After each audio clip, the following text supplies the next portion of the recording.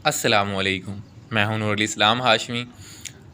सबसे पहले शुरू करता हूं अल्लाह ताला के नाम से जो बड़ा मेहरबान और नहायत रहम वाला है, और फिर शुक्र अदा करता हूं अल्लाह ताला की ज़ात का, अपनी फ़ैमिली का और अपने असातिज़ा कराम का। बढ़ते हैं अपने टॉपिक की तरफ।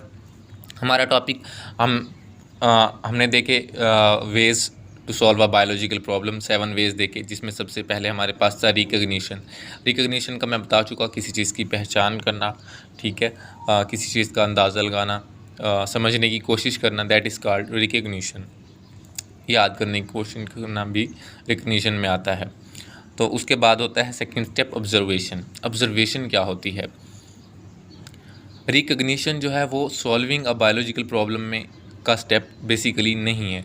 वो एक स्टेप है जो कि सिर्फ आपकी पहचान करवाता है किसी डिजीज़ से, किसी इशू से, ठीक है, जो प्रॉब्लम को सॉल्व करने में यूज़ होता है, दैट इज़ द ऑब्जर्वेशन। तो फर्स्ट स्टेप जो बायोलॉजिकल प्रॉब्लम के सॉल्यूशन में इस्तेमाल होता है वो कौन सा होता है? ऑब्जर्वेशन। रिकग्निशन जो है वो सिर्फ हमारी इंट्रोडक्शन करवाता है इशू के साथ, वो सोल्यूशन में इंक्लूड नहीं होता। तो first step to the solve is biological problem is observation. तो ऑब्जर्वेशंस अब क्या हो सकती हैं? या तो जो प्रीवियस वर्क किसी ने किया था वो रिकॉल किया जाता है, उसको दोहराया जाता है, उसको देखा जाता है, उसे परखा जाता है, या तो फिर न्यू ऑब्जर्वेशंस खुद से बना ली जाती हैं उस इशू के बारे में, उस प्रॉब्लम के बारे में। और ऑब्जर्वेशंस बनती कैसे हैं? 5 सेंसेस यूज़ करके जो है हम लोग ऑब्जर्वेशंस जो हैं मुशाहिदात करते हैं। और वो कौन कौन सी 5 सेंसेस हो सकती हैं? सीइंग, विजन, जिसको देखना कहते हैं जी, देख कर परख कर आप अंदाज़ा लगाना की कोशिश करें कि इसमें ये इशू आ गया है।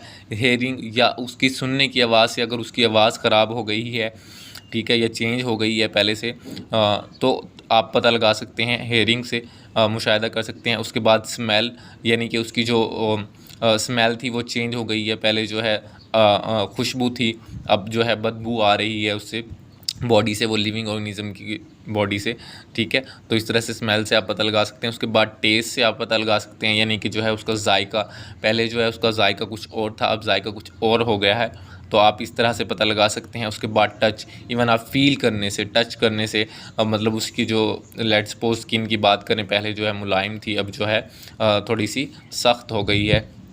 तो इस तरह से जो पांचों तरीके हैं यूज़ करके जो हम लोग हैं ऑब्जर्वेशन बना लेते हैं, मुशाहिदा बना लेते हैं कि इसमें कोई चेंज आ गया है, इसमें कोई इशू आ गया है और इस तरह का है। देखने से हम ये पता लगा सकते हैं कि उसकी जो है फ़िज़िक चेंज हो गई है, उसका कलर चेंज हो गया है। हेयरिंग से हम ये पता लगा सकते हैं कि उसका वॉइस चेंज हो गया है, पहले वॉइस कुछ और था, ठीक है। स्मेल से हम पता लगा सकते हैं कि पहले वो किस तरह से स्मेल कर रहा था, मतलब वो खुशबूदार था, अब वो बदबूदार हो गया है। टेस्ट से मैंने आपको बताया, पता लगा सकते हैं, और टच से। तो ये जो ऑब्जर्वेशंस हैं ये क्वांटिटेटिवली भी बनाई जा सकती हैं और क्वालिटेटिवली भी बनाई जा सकती हैं।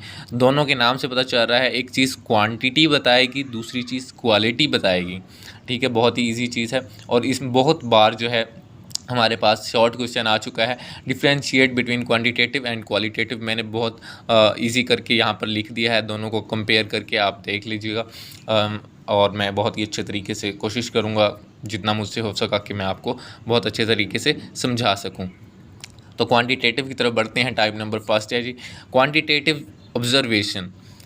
सबसे पहली बात ये जहन में रखनी है आपने, क्वांटिटेटिव जो है वो क्वांटिटी बताएगी, ठीक है जी। क्वांटिटेटिव ऑब्जर्वेशन यानी कि ये मोर एक्यूरेट होती है, ये दुरुस्त होती है, ठीक है।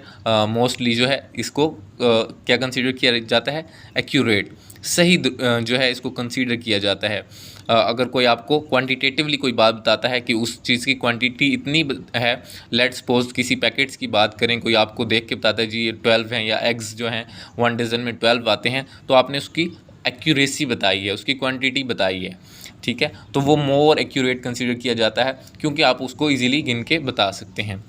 ये इनवेरिएबल होता है, जो चीज़ आपने एक बार बता दी, ठीक है, वो चेंज नहीं होती, वो तब्दील नहीं होती। इनवेरिएबल मींस उसमें जो है तब्दीली नहीं आ सकती फिर।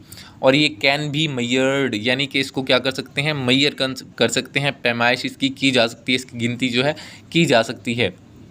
Can be recorded in terms of numbers, इनको हम in the terms of numbers भी लिख सकते हैं। तो नंबर्स की तरह हम इनको क्वांटिटेटिव को लिख भी सकते हैं, यानी कि ये इतनी क्वांटिटी है।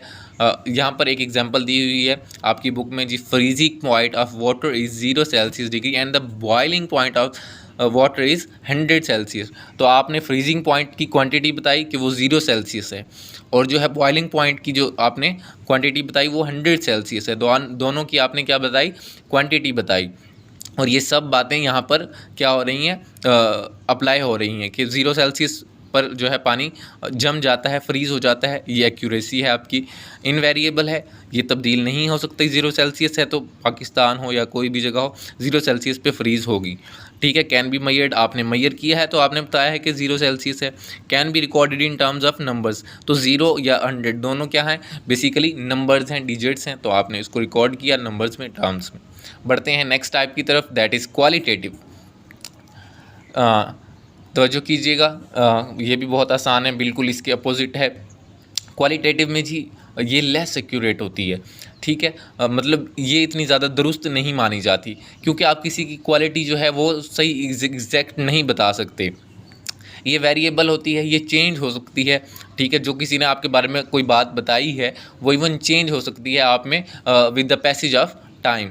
कैन नॉट बी मैयर्ड, इसको क्वालिटी को, किसी भी क्वालिटी को मैयर नहीं किया जा सकता। लेट्स सपोज कि किसी की इंटेलिजेंस को या किसी के एंगरनेस को, गुस्से को, ठीक है, या किसी के इमोशंस को जो है समहाउ मतलब लोग मैयर कर लेते हैं, बट वो चेंज हो सकते हैं। दैट्स वाई यहाँ पर लिखा गया है जी कैन नॉट बी मैयर्ड, तो उनको मैयर करने का जो है ख़ास वो नहीं है। Can not be recorded in terms of numbers, तो इनको आप नंबर्स, एक चीज़ रिकॉर्ड ही नहीं कर सकते, आप मैयर ही नहीं कर सकते, तो आप ज़ाहिर सी बात है उसको नंबर्स में लिख भी नहीं सकते।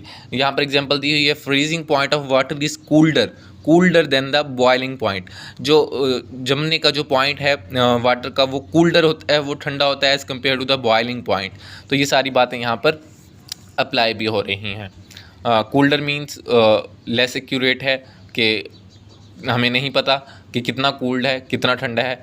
वेरिएबल है, वो चेंज हो सकता है, वो 0 से -1 भी हो सकता है, -2 भी हो सकता है, -3 भी हो सकता है।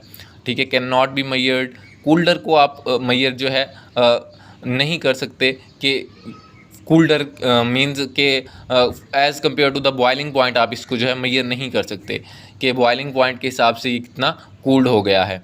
Can not be recorded in terms of number, तो आपने इसको नंबर ऑफ टर्म्स में, टर्म ऑफ द नंबर्स में भी आप इसको रिकॉर्ड नहीं कर सकते, बिकॉज ये उसकी क्वालिटी है। ठीक है, ठंडा होना उसकी क्वालिटी है, गर्म होना उसकी क्वालिटी है। नेक्स्ट बढ़ते हैं अपने ऑब्जर्वेशन के बाद सेकंड स्टेप होता है सॉल्विंग अ बायोलॉजिकल प्रॉब्लम में, दैट इज़ हाइपोथेसिस।